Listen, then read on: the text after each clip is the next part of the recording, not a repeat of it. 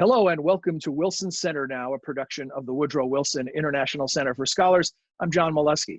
My guest today is Nina Jankowicz. Nina serves as the Disinformation Fellow with the Wilson Center's Science, Technology, and Innovation program. She's a former Global Fellow at the Kennan Institute and was also a George F. Kennan Fellow and a Fulbright Clinton Public Policy Fellow with the U.S. Department of State. And Nina, even under the circumstances, always great to see you. How are you? Great to see you too, John. I'm doing well. Thanks for having me. Excellent. You know, I was thinking, and I don't want to be too glib about this, obviously, in the midst of a global pandemic, but in many ways, we already were in the midst of a disinformation pandemic before the COVID-19 pandemic struck. Has it accelerated the disinformation pandemic or slowed it down? I think in many ways it's accelerated it just because the entire world right now is dealing with the same fears, the same uncertainties, no matter where you are. And everyone is searching for information about how to protect themselves, how to protect their loved ones, when we can expect to leave our houses again. And all of this is kind of coming to a head in the online era, right? Because we're all searching for that information online. It's not as if we're all gathered around a radio like we might have been if this had hit several decades ago. So there's a lot of room, opportunity for disinformers and, malign actors of all stripes, not only foreign actors, but domestic disinformers and people who are just trying to make an extra buck by, peddling miracle cures or masks or things like that online. And we're really seeing our online ecosystem being taken advantage of to the fullest extent. And it's really disappointing to see. You'd expect humans to kind of come together during this time, but instead this infodemic, which is what the World Health Organization is calling it, in addition to the pandemic, is kind of driving us apart and in some ways bringing out the worst in some people. And in the past iteration of disinformation campaigns, not that it's a trivial matter to influence elections, but this is a whole different ballgame. This is life and death. Absolutely. And we've already seen, some cures that are being peddled on the internet have effect on people's actual well-being. So information here is even more valuable than it would be on a regular basis. Although, there is something to be said for the fact that the information that leads us to make certain decisions in the voting booth gives us the leaders that we've got. And that's certainly having an effect on this crisis as well. So, Nina, what do we know about the various actors who are in play right now and what their agendas might be? Sure. So I think in terms of foreign actors, we have exactly what you'd expect. Of course, China is trying to do what it can to minimize its role or the perceived role that it has in the spread of the coronavirus pandemic, and also, controlling the narrative about what went on in China. But we've got Russia on the playing field as well, which, I've been asked a lot, am I surprised that Russia is involved, or is it expected? Of course it's expected for any foreign actor that is kind of our adversary to be using this pandemic to its fullest advantage. And Russia is, of course, expert at that, not only in the past couple of years here in the United States, but that's a tactic that they've been cultivating throughout Central and Eastern Europe for the past decade plus. So of course they're using this moment of polarization and uncertainty in the United States to push, a variety of different narratives, denigrating the Western order. We've seen, some narratives about NATO troops, quote unquote, spreading coronavirus in Europe. Of course, those are untrue, but we're also seeing that being reflected back home toward Russian citizens themselves. So one example of that sort of propaganda, I would say, not disinformation because it's actually based in fact, is that the Russian government sent a plane full of supplies and ventilators and things to the United States a couple of weeks ago. And that, of course, ended up being the top story on Russian state news for many days afterward. The United States used to give aid to Russia, sent USAID and other agencies and organizations to do work in Russia. And in 2012, Russia asked USAID to leave. And now here's Russia giving aid to the United States amidst a global pandemic, while Putin is able to say to his citizens, look at how the United States is doing. Aren't you glad that my leadership is getting us through this and we're faring a little bit better? So well, in fact, that we're able to send these, supplies to the United States. Of course, Russian hospitals are also strained at this time, and a lot of Russian citizens are dying. And in fact, we don't know the numbers, because not only is it possible that the Russian government is fudging those numbers, it's possible that the hospitals involved are fudging the numbers in order to not risk the wrath of their governors and of the Kremlin itself. So very complex information environment there. But again, there's just so much uncertainty, and the best disinformation is grounded in emotional, visceral truth. And there's so much of that to go around right now that any foreign or domestic actor would be foolish to pass up this opportunity. Sure, when the stakes are life and death, the emotions run high. You made a distinction in your answer just now, Nina, between disinformation and propaganda. Give us some insight into how you dissect the various elements of what you're studying and analyzing, and what categories you put it in. Because in some cases, we're seeing bad information come from the highest offices in the land. In this country, President Trump's now infamous discussion of disinfectants ingesting or injecting disinfectants. How do you categorize this as you study it from an academic perspective? What are the distinctions? Sure. So it all has to do with intent. And I think it's actually really important that people start to use these words with intention. So let me give you the definitions here. Misinformation would be when you have, your aunt or uncle or somebody on Facebook sharing information that is not true, but they don't know that it's not true. There's not a malign intent behind it. It's an honest mistake. Exactly. Disinformation, on the other hand, there is some sort of malign intent behind that. Now, I don't know. I'm not going to categorize President Trump's disinfectant comment. I would have to know what was going on in his head to do that.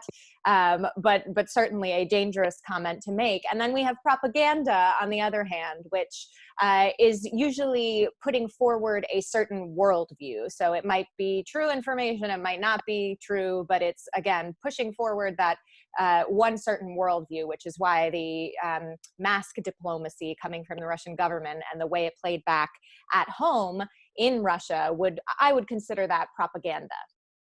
So, and you mentioned earlier, so that's based in fact to a certain extent, or at least it's based on something that is fundamentally true, but disinformation could be completely made up.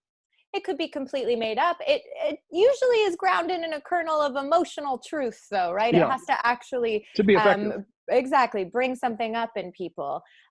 So it can be, based in a little bit of fact. As long as it's misleading, then it can be categorized as disinformation. So recent efforts by Facebook and Twitter and other platforms. I mean, we have had problems promoting these types of interviews that you and I are engaged in today on Facebook because the automatic algorithms are just flagging certain words. And so obviously hot topic words right now might be Putin or Russia or COVID-19. What about the efforts by these platforms? Are you impressed by them? Are they significant? Are they effective? So I think we have to give the platforms credit, and I rarely say this, because it shows that when there is will to make a change, it can be done. And clearly this is a matter of life and death, so the platforms have been working together to make sure that dis and misinformation related to COVID-19 is suppressed in the algorithm or is fact-checked, and that's good. But as you noted, especially because there are fewer human content reviewers working right now because of the pandemic, it means that the platforms are relying a lot on artificial intelligence. And sometimes that can quash trustworthy information from getting spread. Yeah, heavy on the A and light on the I in this case. Exactly. And there's also, other considerations there where we actually do need some human intelligence as, a supplement to what the AI is doing. A good example that I saw a reporter from BuzzFeed, Jane Litvinenko, share this morning was a search for I think Dr. Fauci and donation to Wuhan, because there's this conspiracy theory that he donated to the Wuhan virology lab, which then, created the alleged bioweapon that is COVID-19. False, patently false. But when you search for donation versus when you search for grant, you get an entirely different set of Google results. And of course, a grant was made from the CDC to the Wuhan virology lab years ago in order to do some cooperative research on infectious diseases. But when you search for donation and Fauci, you get a whole host of conspiracy theories. So again, it just shows that we need some humans behind the algorithms that are making some decisions that are supported by how actually people are searching for this information and interacting with it right now during this crisis, because it is a very human thing. And humans who have enough of a knowledge base to even begin to sort through all the rubble. Yes, exactly. And you know, there's so much, even in science right now, so much is uncertain that it means that, you know, a report that was out a couple of weeks ago might be modified a couple of weeks later. And I think we really need to be taking it slowly. I know that's hard during the internet age, and especially for people who want answers now. But what I've been advocating is for a form of informational distancing, just like we're doing social distancing. If something is making you really emotional on the internet, the best thing to do is walk away for a little bit, put your device down, whether it's your laptop or your, you know, your smartphone, and just think about, you know, why am I having this emotional reaction? What does this outlet or this person have that, you know, what makes them more likely or less likely to manipulate me? Why, what stake do they have in this game? And, you know, considering the source allows us then to put some space between ourselves and the material, and take things a little bit slowly, and let the news and the information about the virus develop before we try to get ahead of it, because we're not. What are your tips? I'm sorry.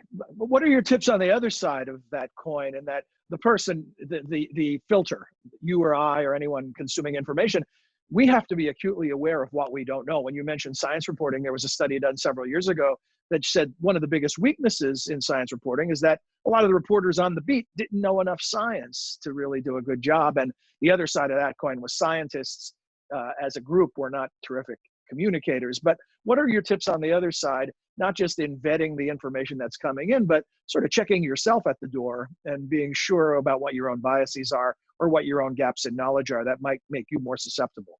Right. Well, I think it's important to note that very few people know really anything about this virus right now. So that's a good place to start from. Yes, exactly.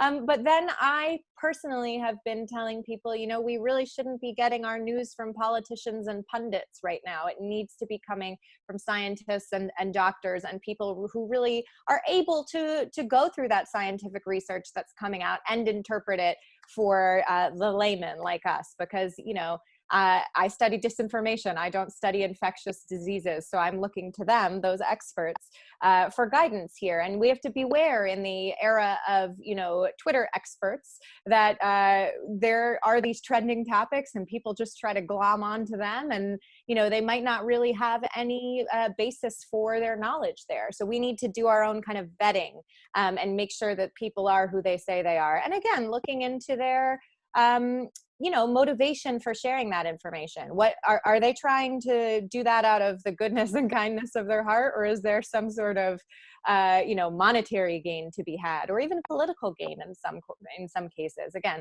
motivation, really important to investigate. I've known you long enough and spoken to you about this enough to know that your ultimate solution involves a lot of activity on the micro level, that we need to become better at sorting through this stuff and filtering it out, and not just waiting for some AI or even a real person to do it for us.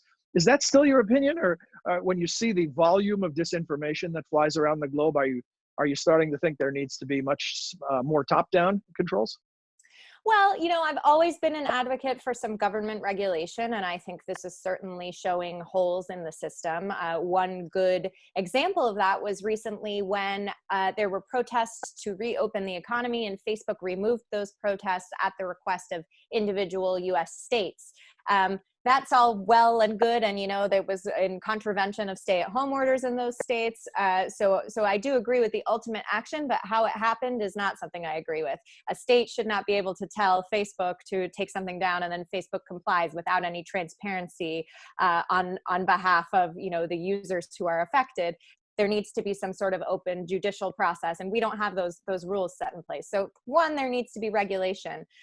Two, we do need the social media companies to step in from time to time, and I think things would be a lot worse right now if the social media platforms were not taking the action that they are taking related to coronavirus. But I do think that there is some action that is incumbent on the users in terms of what we were just talking about, vetting your sources, trying to consume your news and your information a little bit more slowly and gather it over time. These are skills that, you know, people need to develop, and it's perhaps not the best time to develop them right now because we're all under an immense amount of stress. But I would hope that in the future, once we're on the other side of this pandemic, that this shows us that indeed some basic media and digital literacy skills might have served us really well during these couple of months as we tried to navigate the flow of information here. Nina, as always, terrific insights and information and also tips. But before I let you go, I want to ask you about one more thing. We are, it feels like we're always in a campaign season on one level, but we are about to enter a really more focused and more acute campaign season, if you can call it that. What are your concerns about the overlap of disinformation already in play as it relates to COVID-19, and then the storm that all the intelligence agencies are telling us is on the horizon related to the election?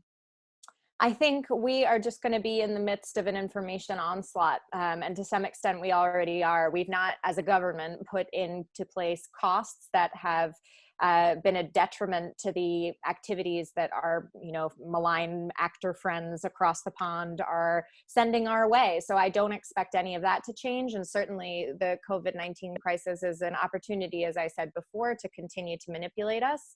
And what really worries me actually isn't a threat of foreign disinformation, it's domestic disinformation. We are seeing politicians and elected officials sharing a variety of claims that are not based in fact. And if we can't agree on fact, I just worry that we're not going to be able to move forward in a productive and democratic way when the election comes around in just over 6 months. Okay, thank you, Nina. As always, I feel smarter and more prepared to sort through this after speaking with you. I'm sorry about the doom and gloom at the end. No, it is what it is. It is what it is. And hope you and your family continue to stay well, and your pet continues to stay well as well. Thank you very much. Look forward to speaking to you again. Thanks, John. Also, to our viewers and listeners, thank you for joining us for another edition of Wilson Center Now. Hope you'll do so again. We'll keep coming at you, even though we are not able to get into our studio. My basement will do for now. Thanks for joining us.